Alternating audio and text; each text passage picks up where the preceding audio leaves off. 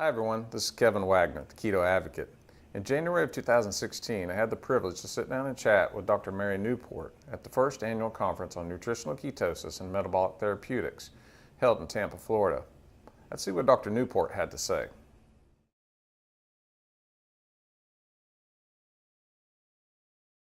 Yes, I am Dr. Mary Newport. I'm a physician. I am a neonatologist by training, and I practiced in Newport intensive care units for 30 years in Florida. I became interested in Alzheimer's disease because my husband developed it when he was very young, only 51 years old, and I became his primary caregiver and, of course, was very interested in trying to find anything I could to help him.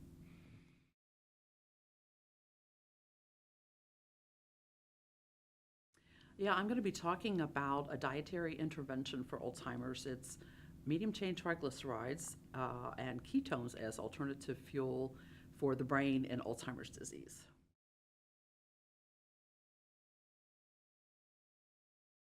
Well, probably my biggest study was just a study of one person, my husband, originally.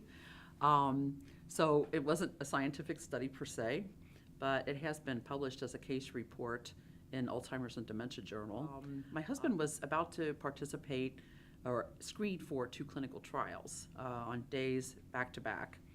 And I got on the internet and I was looking at the 2 drugs which were both aimed at either removing or preventing further accumulation of beta amyloid plaque in the brain, which is a hallmark of Alzheimer's disease.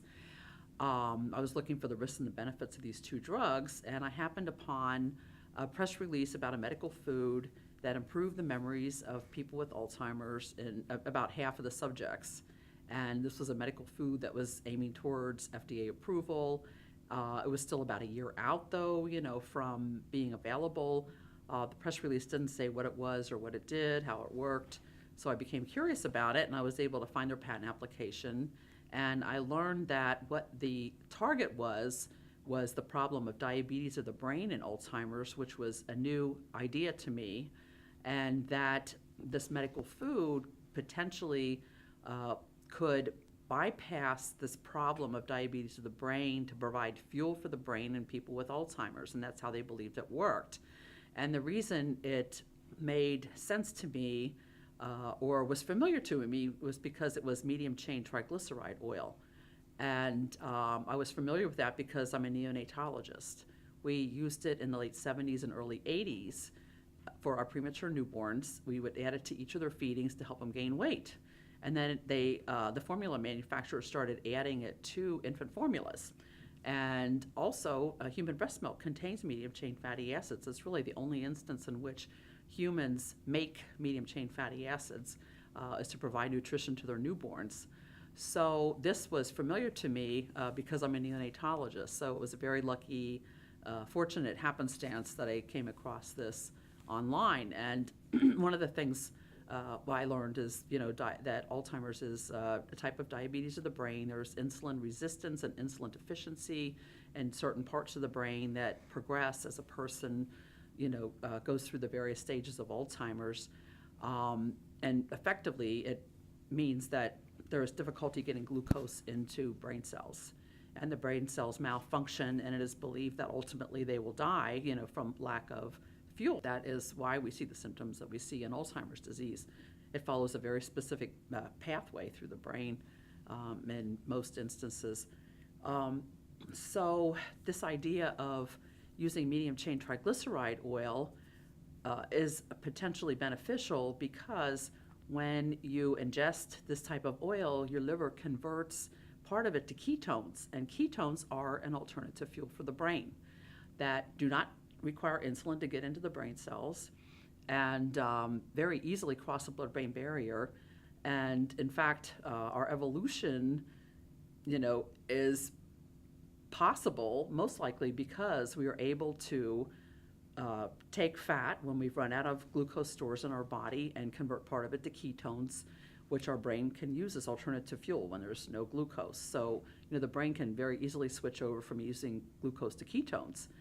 So this idea was intriguing to me, and one of the things I learned in the patent application was that MCT oil, medium chain triglyceride oil, is extracted from coconut oil. And that was news to me. And but it was about 1 a.m. and I'm reading about all of this, and my husband was set up for a screening at 9 a.m. in the morning. So we went on to the screening, and he did not do well. He met all the criteria for getting into the clinical trial, except that he had a mini mental status exam score of only 14 out of 30, and he needed at least 16 to get into the trial. So we were extremely disappointed about that. And on the way home, I thought, what do we have to lose? I'm going to go pick up some coconut oil, which seemed a little ludicrous at the time. But when I got home, I started looking up online, reminding myself 101 biochemistry, what are the medium chain triglycerides? What are the short chain? What are the long chain? I started reading about them, reading about ketones. And I was able to find the fatty acid composition from a government website of coconut oil, and I learned that it is almost 60%, at 60% medium chain triglycerides. So from that, I used that to calculate what equivalent amount of coconut oil you might use to equal a dose of this medical food that was going to be coming out in a year to give my husband. And I found that it was about 35 grams, which is a little. The next morning, his screening was at 1 in the afternoon. So I thought to give it a few hours, I would give this to him for breakfast. So I gave him a little over 2 tablespoons. I put it in oatmeal because coconut oil is semi-solid at room temperature. And I took the same amount. I got indigestion from it because I had never taken coconut oil before. But he did very well with it. He seemed on the way to the screening that he wasn't going to remember, some of the things, such as what is the day of the week. We were talking about that. What is the season? He couldn't even come up with the word spring. It just didn't look like much was going to happen. However, when we got to it was the Burt Alzheimer Institute for the screening, he took him away, and he came back, and he didn't think he had done very well, but a nurse came in and started talking about drawing blood and taking his blood pressure, and I said, what's going on? And she said, well, didn't he tell you he scored an 18 and he qualified for the study? And I'm like, wow. So I was, we were astounded and very grateful and ecstatic, that he was going to get into a clinical trial.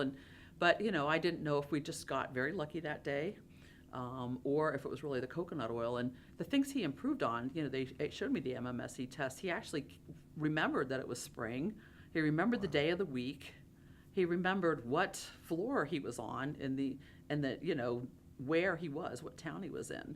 And those were things that he couldn't remember the day before when he screened for the other, clinical trial. So we decided, well, we're going to keep this going. So, right away, you can imagine day and night I'm on the internet learning everything I can about coconut oil and ketones and MCT oil. And so we started, in addition to a measured dose at breakfast of 35 grams or a little over 2 tablespoons, started cooking with it and started getting things like coconut milk and just, I thought if one dose would be helpful, why wouldn't you continue using it throughout the day?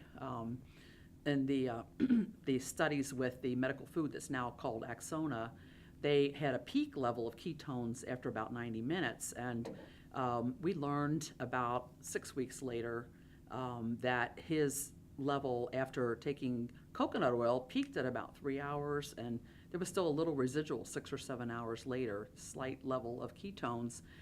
Whereas after he took just straight MCT oil, the one that is in Axona, his level peaked at 90 minutes, and there were no ketones measurable after 3 hours. And I thought, what do you do the other 21 hours of the day, and it seemed that if, your brain needs fuel, that you should try to supply it, 24/7. So, and at this point, I had a lot of contact by phone with Dr. Richard Veach of the NIH, and he is one of the world experts on ketones, and he was astounded that something like coconut oil or even MCT oil could, which has relatively low levels of ketones, could actually bring about improvement in somebody with Alzheimer's disease. But he was convinced that maybe there was something to this when Steve drew a clock, 2 weeks out, the day that he did not get into the clinical trial before he started coconut oil, the doctor had asked him to draw a clock. And he just drew a few random circles and 4 numbers. It didn't look anything like a clock, and the doctor had told me he was on the verge of severe Alzheimer's based on this clock. 2 weeks later, he drew a clock that was a full circle, all the numbers in order around it. It had multiple spokes going through it. I think those were numerous hands of the clock, but it was so much more complex and so much more organized than it had been, just the day before starting coconut oil. So I faxed these to Dr. Richard Veach, and he was just amazed. And that's when he started taking notice of it. And he had people like Dr. George Cahill, who had discovered that the brain uses ketones as a fuel during starvation. And Dr. Theodore Van Italy, who had discovered that medium-chain triglycerides are taken up by the liver and converted to ketones. They were all calling me because they had a theory that this concept of using ketones could help somebody with Alzheimer's disease. And now here was a man who had benefited from it. And not only did he have improvements in cognition, but he said himself that he felt like the light bulb came on, the light switch came on, and that the fog lifted. He said that the very first day that he took coconut oil, and he told me that many times after. His personality came back and sense of humor came out. He had more energy. He had been very sluggish, coming out to the kitchen in the morning, not really making much conversation. He couldn't find utensils from the drawer, and just a very, very poor short-term memory. And we saw that start to improve fairly immediately. And he had tremors in his jaw when he would try to talk. He would get caught in the middle of a sentence, and his jaw would start to tremor, and then he couldn't finish the sentence, and that was his typical speech. And that resolved completely almost right away.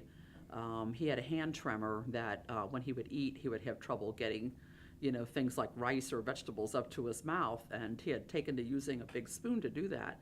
The tremor, we would only see it occasionally before he had his coconut oil in the morning, and usually after 20 or 30 minutes, that would resolve, and then he'd have the tremor. We wouldn't see it. He had a gait disturbance where he could no longer run, and he would pick up his feet kind of higher than normal, walk slowly, and we saw that go away after about 2 or 3 months, where he was able to just walk normally and start running again. He wasn't running for exercise, but he could just pick up his feet and run. And he had a visual disturbance that had prevented him from reading for about 1.5 years. He couldn't explain to me why he had stopped reading. I figured it was comprehension, but about 3 to 4 months out from starting coconut oil, he said, "Oh, I can read again." And he said that what was happening was the words were going into little pixels. He called them pixels on the page, and they would move around, and that's why he couldn't read. And that stopped after 3 or 4 months, and that never did come back, as far as we could tell. And his conversational skills improved. He started recognizing and being able to name family members by name that he hadn't a year earlier.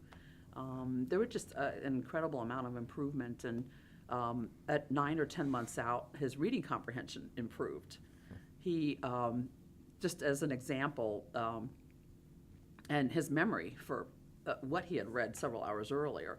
I had a doctor appointment, and he was out in the waiting room while I was in there, and about 3 or 4 hours later, he told me, while I was in the waiting room, I read in Scientific American an article about Einstein. He told me all about it, and I'm like, what? He couldn't remember when we were gardening if he was digging a hole or filling it back up again before he started coconut oil. And here now he could remember several hours later what he had read. So that was rather amazing, and we saw improvement over really the first year, and then stabilization, for a time after that. So basically, there was a lot of documentation too during that time. He actually did get into a clinical trial, and his mini mental status score got as high as 20 about 2 months after the coconut oil, and he had actually had a low of 12. It was 12 2 weeks before that, that he screened for that clinical trial. We had been told to bring him back and try again. So it went from a low of 12 to 20 over about a 2-month period, which is very significant improvement, in somebody with Alzheimer's. So he entered a clinical trial. It was for semaglutide, which is an oral medication that helps reduce further buildup of beta amyloid plaque in the brain. And we found out later that he was on the placebo for the first 12 to 14 months. And that was a good thing for our study of sorts, our study of one person, because he had quite a bit of cognitive testing during that time. And what we saw, there's a test called the Alzheimer's Disease Assessment Scale, cognitive. It's a 75-point test. And over that first year, his score improved by 6 points, whereas later when the information was published, people on placebo dropped by 6 points. They decreased by 6 points during that time frame.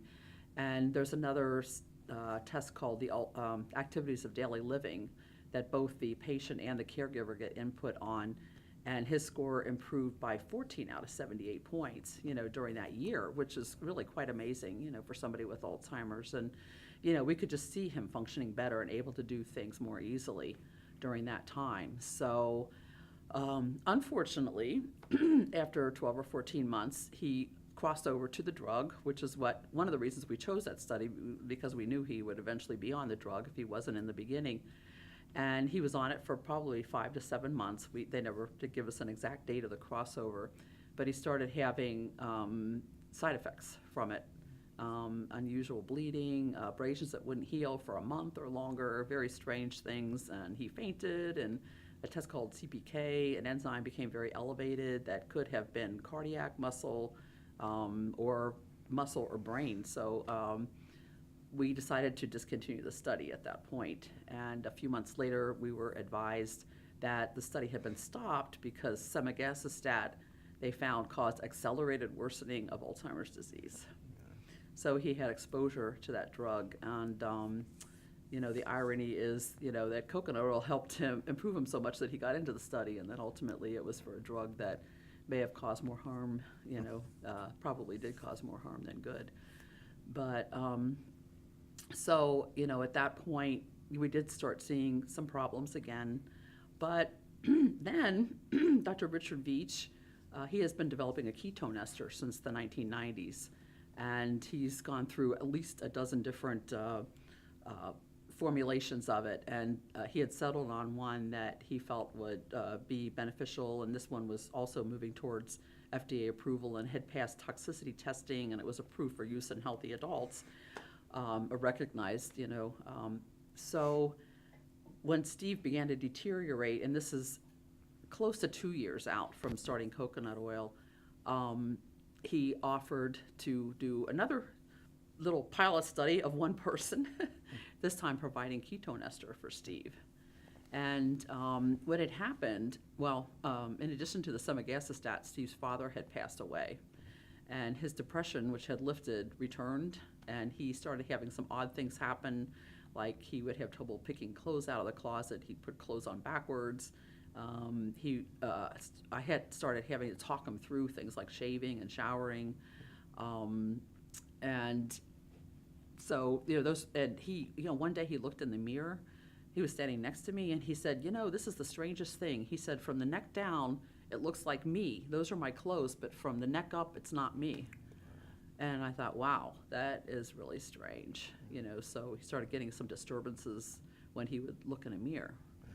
And so Dr. Veach, he had felt it was time to try this with somebody with Alzheimer's disease. And so he started supplying us with his ketone ester. And the very first dose, I have a videotape of Steve that's probably about 40 minutes long or so.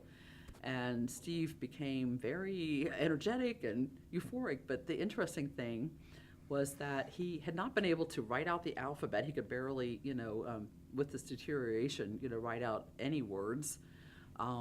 But he, for 20 minutes, sat there and over attempted to write out the alphabet, saying it while he was, and then finally he did. And he finished it, and he was ecstatic. And during that time, he talked about how poor his penmanship was, and he blamed it on his first grade teacher by name.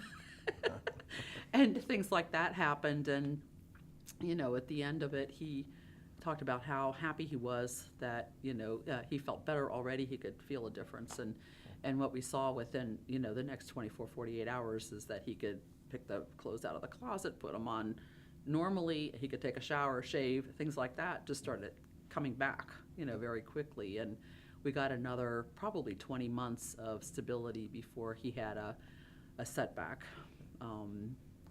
So that is basically my study of one person with effective ketones as alternative fuel.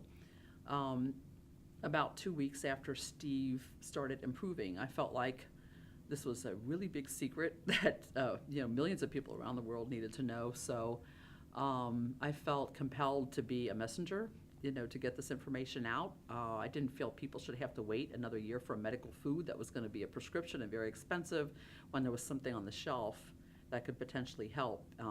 And medium chain triglyceride oil is also available over the counter. It has been for a long time, and bodybuilders have used it for many years. It's been used in Japan for 20 years for weight loss. So it's, and the newborns I talked about, to help them gain weight in infant formulas. So it's been around for a long time, and so I felt like, I needed to get this message out, and I started writing to politicians and media people and not really getting any response. And, I was trying to basically tell them, it's like Alzheimer's Association, this medical food, what is in this medical food is on the shelf. My husband, I know, is only one person, but if he responds, other people will respond. The studies that the other group had done, almost half the people had a positive response to it. This needs to be studied urgently, get your medical people on this, tell the whole world about it, But I really got no response, and so I wrote up an article about it that I just started sending out online and distributing at health food stores in our area, and eventually it got picked up by the St. Petersburg Times. They ran a story on it, and then the message started getting out there. And so I started hearing back from people then. And so, again, it's not really a scientific study, but I've presented as poster presentations a couple of times. I've heard now from over 400 people that have tried this and decided to report results to me about using coconut oil or MCT oil or Axona after it came out, and about, and I think people are more likely to email me if they've had a response. That's why I consider it not a scientific study. I don't prompt them, I just tell them, what kind of improvements did you see, or did you see any improvement, and if you did, what kind of improvements did you see? And just let them tell me, rather than me prompting them, did you see this, did you see this, did you see this? So I put together a collection of 184 at a certain point a couple of years ago, and like 91% of them had reported an improvement, and another 3% reported stabilization over 6 months if they hadn't seen any decline during 6 months of doing coconut or MCT oil. And there were 6% of people that said they saw absolutely no response. About 60% have reported some type of improvement in memory or cognition, and about 40% in social interaction, improvement in mood, decrease in behavioral disturbances. So that's the kind of thing, that I heard back, so many people that made the effort to contact me, to let me know that their person had responded too. Sometimes it was the person themselves, who was now able to write to me and tell me, that they had had an improvement. So that's, it's not technically a study, funded by some organization, but information out there.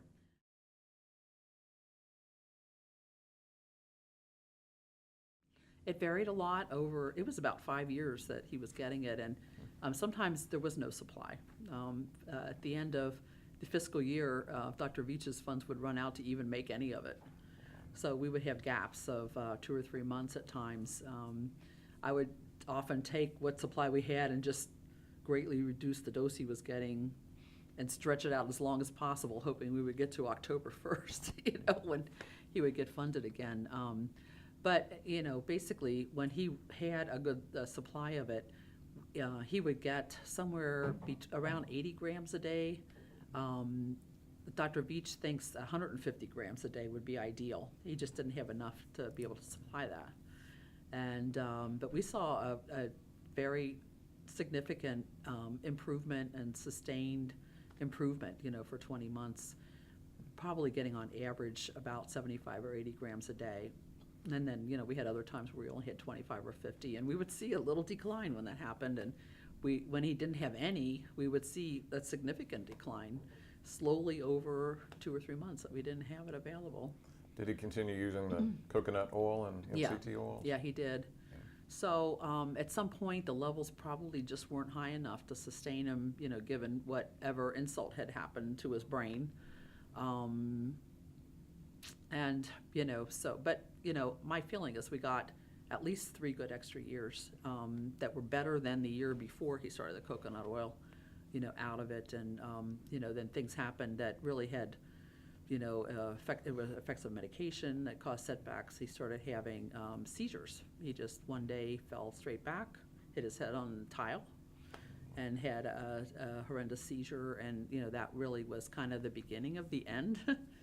I think, most people, when you read about seizures and Alzheimer's, they happen during the last 6 months in the later stages. So we were expecting that we wouldn't have him around much longer, but he lasted another 2.5 years.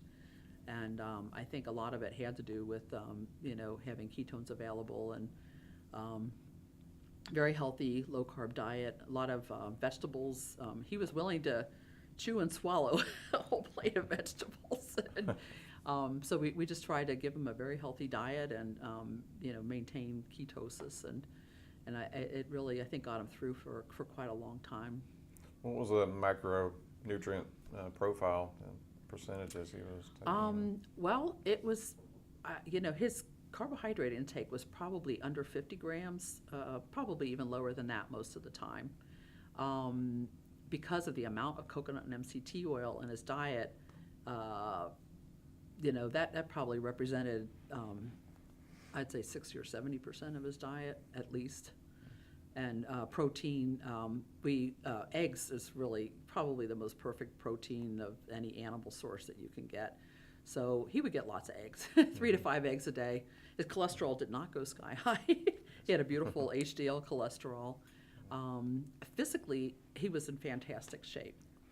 It's just, when you have somebody like that and then they have Alzheimer's disease, it's heartbreaking. And, he maintained his weight very well, and unfortunately, Alzheimer's won the battle. Yeah. Mm-hmm.